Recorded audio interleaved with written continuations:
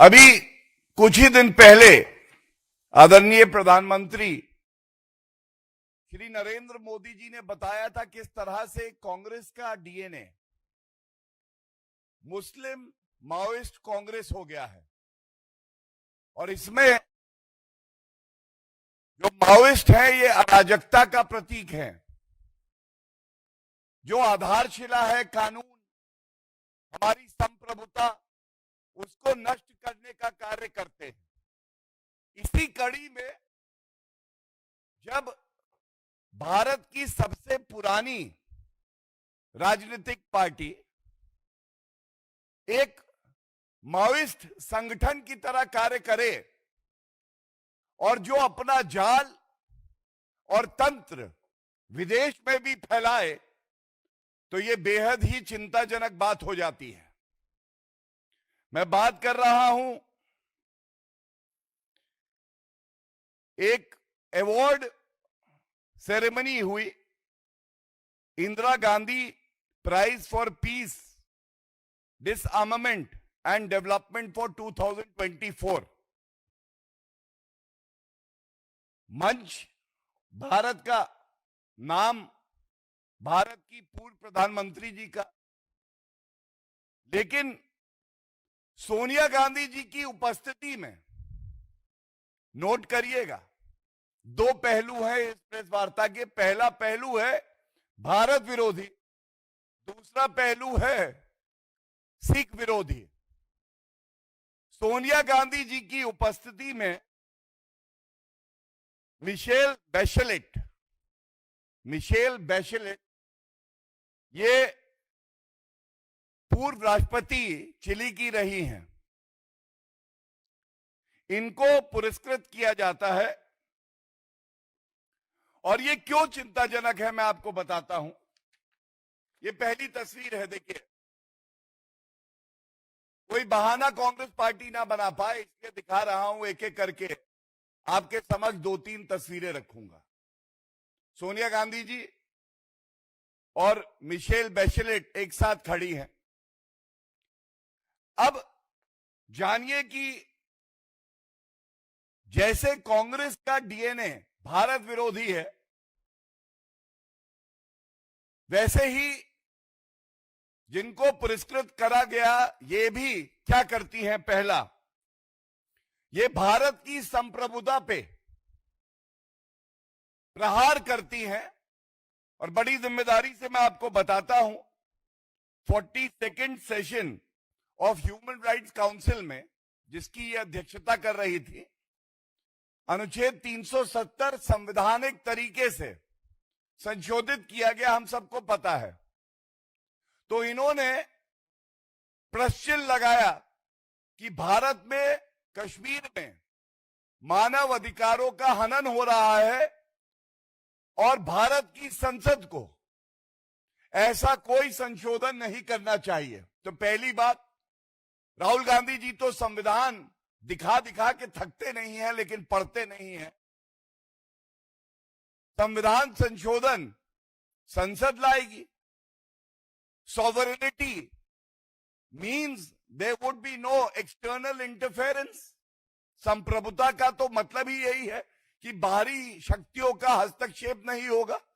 तो आज ये पूछा नहीं जाएगा, जिनको सोनिया गांधी की उपस्थिति में इंदिरा गांधी फाउंडेशन पुरस्कृत कर रहा है, पीस का, शांति का पुरस्कार दे रहा है, वो तो ये कहती हैं दखल अंदाजी करके हमारे अंदरूनी मामले में कि अनुच्छेद 370 को संशोधित नहीं किया जाना चाहिए और जो भारत के नागरिक हैं, कश्मीर के निवासी हैं, उनके मानव अधिकारों का हनन हो रहा है।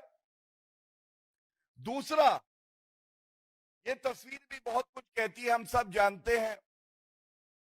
राहुल गांधी के सबसे पूजनीय, प्रिय, लविंग अंकल कौन है? George source.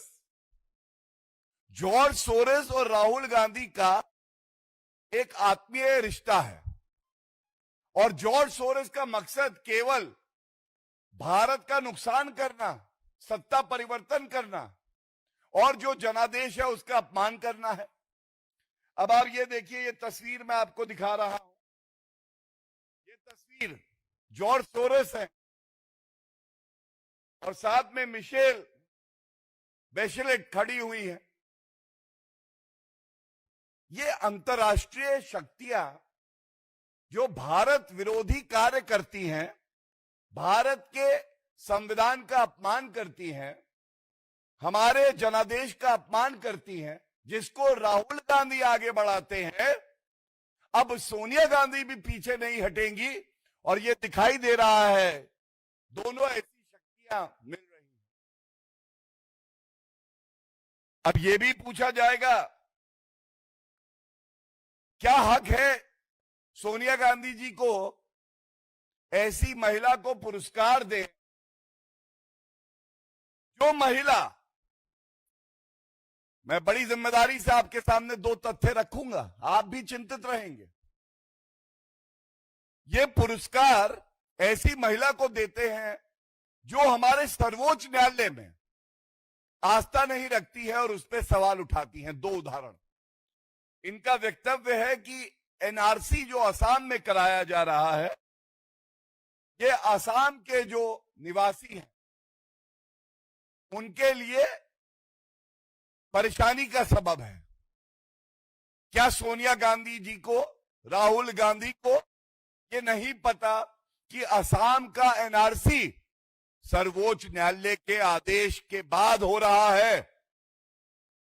अगर हमारे देश का सर्वोच्च न्यायालय कहता है एनआरसी करो, कौन होती है ये महिला कहने के लिए कि ये एनआरसी अगर हुआ तो ये अशांति फैलाएगा?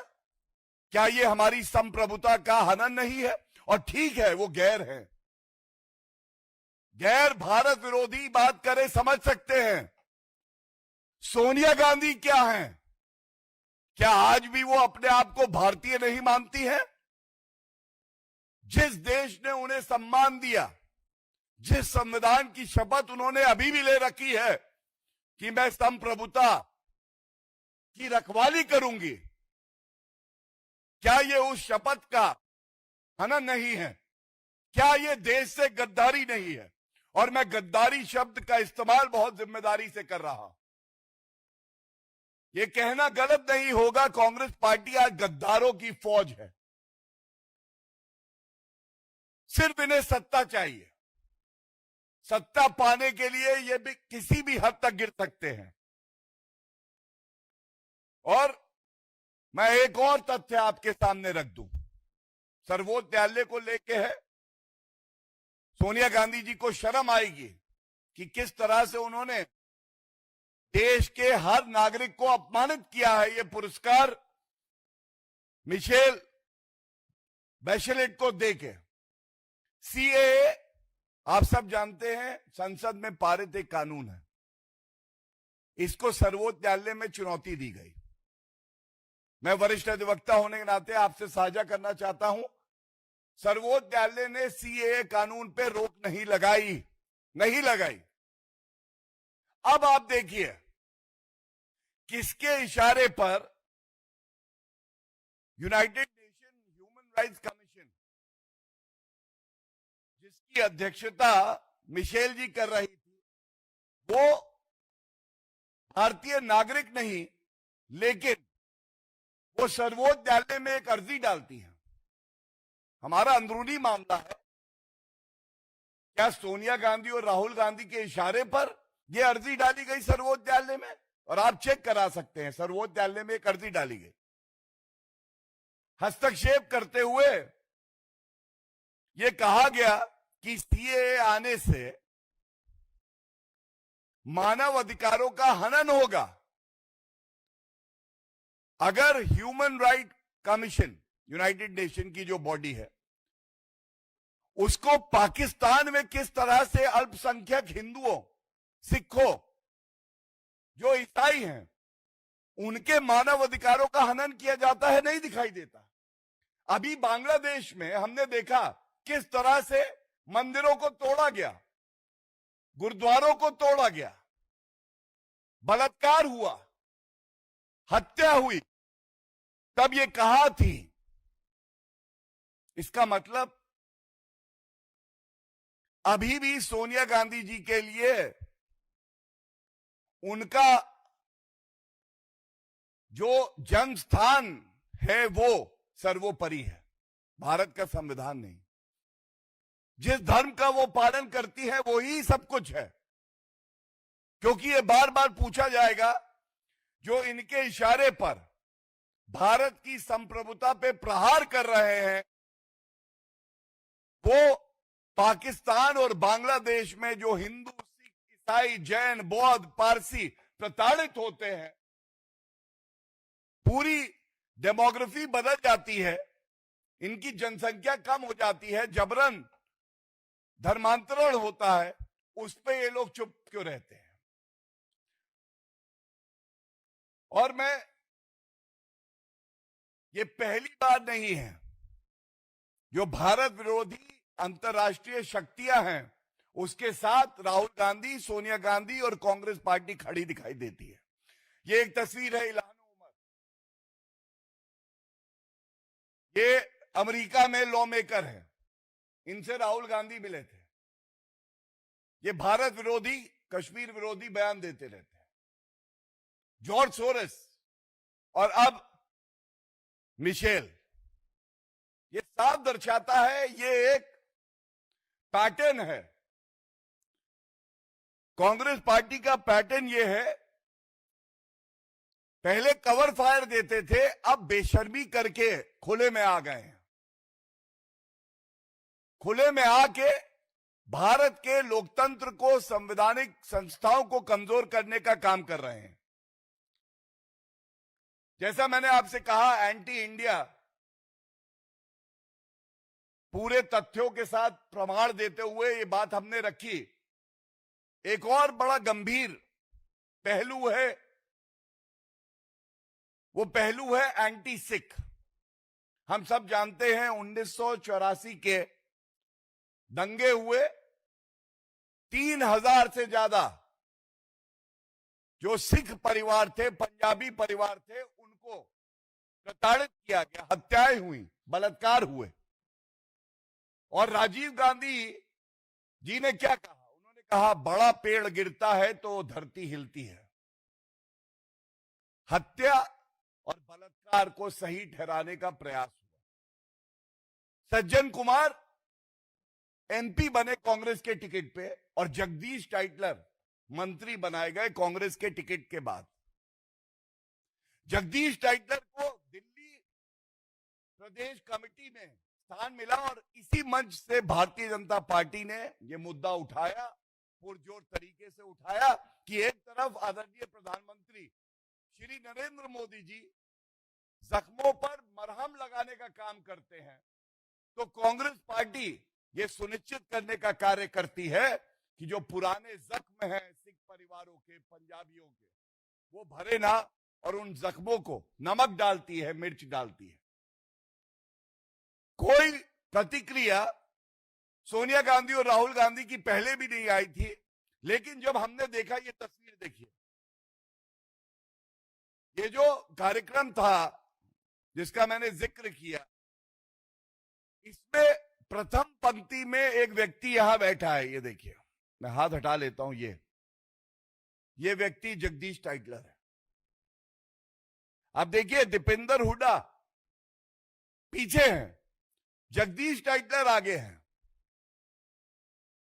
ये जो रिश्ता है, जो बलात्कारी, हत्यारे और हमारे देश को प्रताड़ित करने वाले हैं, इनको सम्मानपूर्वक पहली पंक्ति में सोनिया गांधी जी बैठाती हैं। ये भारत का हर नागरिक सवाल पूछता है, सोनिया गांधी जी, ये जो दर्द है इन परिवारों का, ये आप और राहुल गांधी महसूस क्यों नहीं कर पाते? ये जो आंसू उन परिवारों को आपने दिए, कांग्रेस पार्टी ने दिए, उनको पोंछने का काम आदरणीय प्रधानमंत्री नरेंद्र मोदी जी ने किया, उनको न्याय दिलवाने का काम 4 दशक बाद नरेंद्र मोदी जी ने किया, लेकिन अभी भी आप उन्हीं हत्यारों के साथ, उन्हीं बलात्कारियों के साथ क्यों खड़ी हैं? क्या आपकी मां की ममता हृदय में कोई स्थान नहीं रखती? ये चिंताजनक सवाल है। क्या ये नकली गांधी भूल गए हैं कि नेता प्रतिपक्ष की जिम्मेदारी क्या होती है? ये नेता प्रतिपक्ष कब तक मौन रहेंगे? कब तक ये लोग भारत विरोधी ताकतों के साथ, हत्यारों के साथ और बलात्कारियों के साथ खड़े रहेंगे? ये बात पुरजोर तरीके से इस मंच से हम लोग उठाना चाहते हैं।